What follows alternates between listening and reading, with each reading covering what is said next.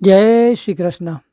પ્રિય વૈષ્ણવજનો, આજે આપણે પુષ્ટિ સત્સંગ સાગર ચેનલમાં આચાર પ્રથમો ધર્મ ગોસ્વામી શ્રી જીવનેશ લાલજી આચાર્ય દ્વારા જે વૈષ્ણવ સંક્ષિપ્તા હિકમ એ પુસ્તક ઉપરથી, એટલે કે વૈષ્ણવોનું સંક્ષેપમાં નિત્ય કર્તવ્ય, એ પુસ્તકના આધારે આપણે અહીંયા લઈએ છીએ. તો એ પહેલાં જો કોઈ વૈષ્ણવ આપે પુષ્ટિ સત્સંગ સાગર ચેનલને સબસ્ક્રાઈબ ન કરી હોય તો સબસ્ક્રાઈબ કરો તથા અન્ય વૈષ્ણવ મિત્રોને શેર કરો, જેથી કરીને સત્સંગના નવા નવા વિડીયોઝ તેમને સુધી પણ પહોંચી શકે. એ આપણી આચાર પ્રણાલી અને એમાં આપણા કર્તવ્યો, એમાં આપણે કાલના વિડીયોમાં જોયું હતું. તો હવે એમાં ક્યારે જાગવું ત્યાંથી શરૂઆત થાય છે. તો ધર્મ, સ્વાસ્થ્ય અને આયુષ્યની રક્ષા તથા વૃદ્ધિ માટે સદા બ્રાહ્મ મુહૂર્તમાં જ જાગી જવું જોઈએ. રાત્રિના ચોથા પ્રહરનું ત્રીજું મુહૂર્ત, એટલે કે પાછલી 4 ઘડી રહે તેને બ્રહ્મ મુહૂર્ત કહેવાય. 1 ઘડી એટલે 24 મિનિટ, એ સમય ઉત્તમ છે બ્રાહ્મ મુહૂર્ત. પણ એટલા જલ્દી જો ન ઉઠી શકાય તો સૂર્યોદયની 2 ઘડી પૂર્વે તો ઉઠી જ જવું જોઈએ. ત્યારબાદ ઉઠીએ તો પ્રાયશ્ચિત કરવું પડે. બ્રાહ્મ મુહૂર્તે યા નિંદ્રાયા પુણ્યક્ષય કારિણી, એ કહેવત છે કે સૂર્યોદય કે સમય જો નર નિંદ્રા લે, બલબુદ્ધિ સે આયુષ્ય ઘટે, પિતૃશાપ બહુ જ દે. રાત્રે વહેલા જે સુવે વહેલા ઉઠે વીર, બલબુદ્ધિને ધન વધે સુખમાં રહે શરીર. એ નાતે બ્રહ્મ મુહૂર્તમાં ઉઠી જવું જોઈએ. જાગતા સૌ પહેલાં પ્રભુના નામ ઉચ્ચાર કરતાં કરતાં અને અષ્ટાક્ષર મંત્ર શ્રી કૃષ્ણ શરણમ મમ નું સ્મરણ કરતાં કરતાં નેત્રો ખોલી પ્રથમ ભગવત ધર્મરૂપ પોતાના કંઠમાં રહેલી તુલસીજીની માળાનો સ્પર્શ કરી દર્શનપૂર્વક નેત્રે અને કંઠમાં લગાડી હૃદયમાં શ્રી મહાપ્રભુજી, શ્રી ગુસાઈજી, શ્રી યમુનાજી, શ્રીનાથજી આદિ સ્વરૂપોની જે ચિત્રજીના દર્શન કરી શ્રી ગુરુદેવ, શ્રી હરિ પોતાના સેવ્ય સ્વરૂપનું સ્મરણ ધ્યાનપૂર્વક કરી પછી 2 પદો શ્રી મહાપ્રભુજી, શ્રી વિઠ્ઠલનાથજી, શ્રી યમુનાજી, શ્રી હરિના તથા શ્રી યુગલ સ્વરૂપના બોલી શ્રી ગોવર્ધનનાથ પાદ યુગલમ, જે પ્રાતઃ સ્મરણ છે તેનું મંગલપદ બોલી પથારી ત્યજવી. બ્રાહ્મહે મુહૂર્તે ચોથાય પરબ્રહ્મ વિચયંતેત. હવે જાગીને શું કરવું?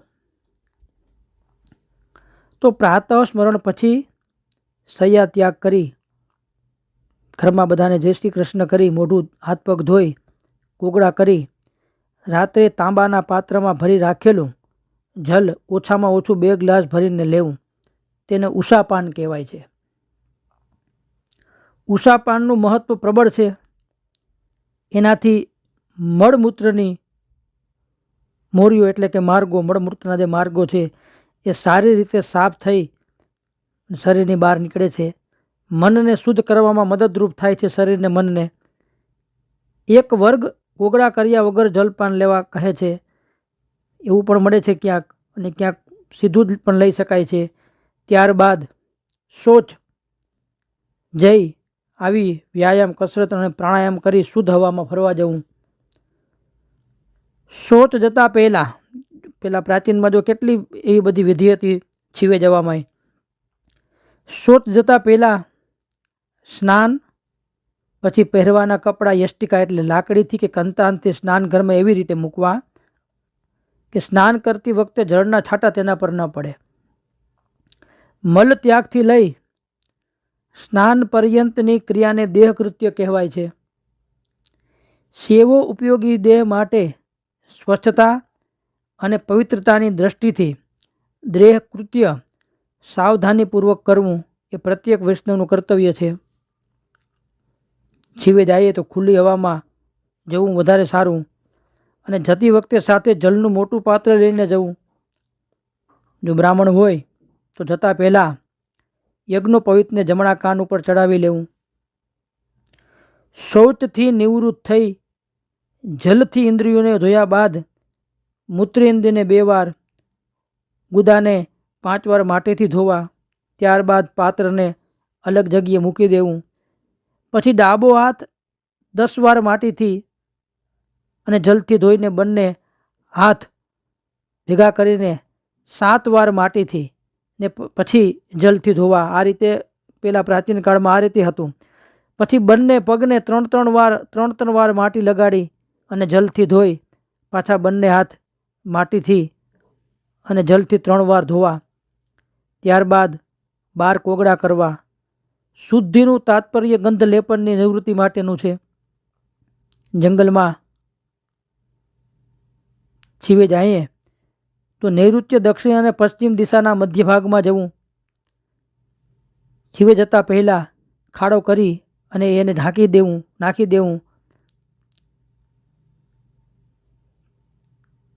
ઘરે છીવે જવું હોય તો દિશાનો વિચાર રાખી શકાતો નથી, ઘરમાં જ આપણે હોય તો, પણ અનુકૂળતા હોય તો ઉત્તરમુખ તથા રાત્રિએ દક્ષિણ મુખે બેસવું અને બેસતા પહેલાં મુખ, નાસિકા તથા મસ્તક વસ્ત્રથી વીંટી લેવા. આ શ્વાસોશ્વાસની ક્રિયા એવી જગ્યા હોય છે ત્યાં કે અસંખ્ય જીવાણુ કીટાણુ ઉડતા હોય અને શ્વાસ દ્વારા મુખમાં કે નાક દ્વારા એ જઈ શકે છે. એટલે વસ્ત્રથી એ નાસિકા અને મસ્તક બાંધી લેવું, વીંટી લેવું. એને મલમૂર્ત ત્યાગ કરતી વખતે બોલવું નહીં અને થૂકવું પણ નહીં. જલાશયની સમીપ ક્યાં ક્યાં ન જવું?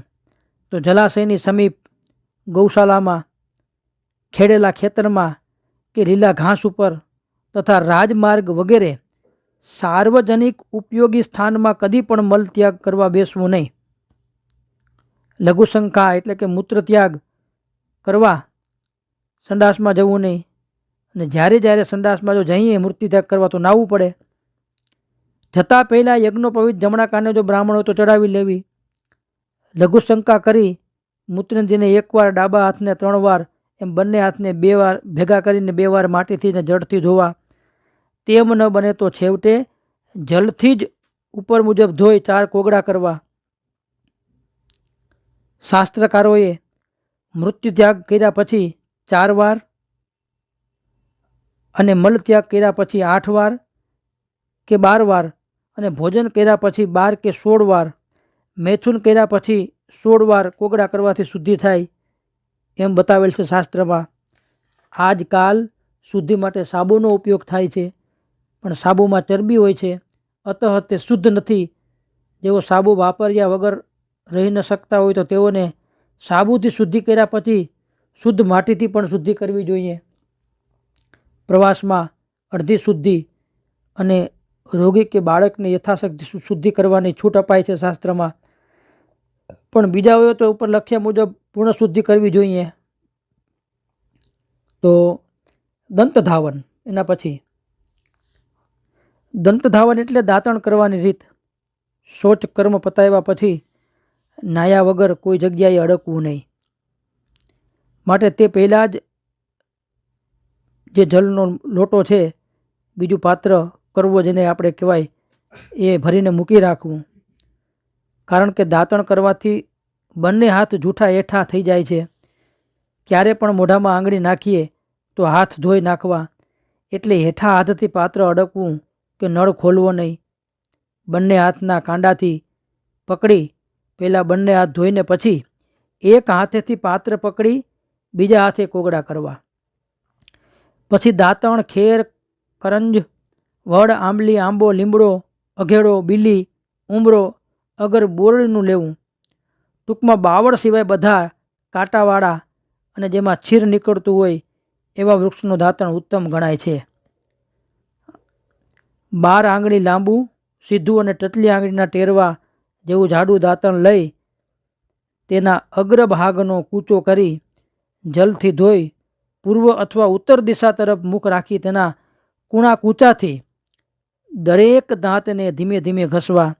પછી છેલ્લે દાંતણની ચીરથી અથવા સોના, રૂપા કે ત્રાંબાની ઉલિયાથી જીભને ઘસી ઓળ ઉતારી 12 વખત સારી રીતે કોગળા કરી અને મુખ શુદ્ધિ કરવી. જીભને ધોઈ મૂકવી અને એ જીભી હોય એને સરખાએ ધોઈને પાછી વ્યવસ્થિત મૂકી દેવી. સ્વાસ્થ્યની દ્રષ્ટિથી જોઈએ આપણે, શ્વાસની દ્રષ્ટિએ તો રાત્રે સૂતા પહેલાં પણ દાંત સાફ કરી લેવા. દાંતોની સ્વચ્છતા અને નિરોગીતા રહે તો મુખમાંથી દુર્ગંધ નહીં આવે. તો આ રીતે પ્રાચીન ક્રમની અંદર જે વર્ણવિત છે એ અહીંયા શ્રી જીવનેશ આચાર્યજીએ લીધું. તો આપણે હાલત્ય એટલું રાખશું. હવે પછી ક્ષોર કર્મ અને તેલમર્દન સ્નાન વિધિ કઈ રીતે આવે એ પછીના વિડીયોમાં આપણે જોશું. શ્રી વલ્લભાધીશ કી જય.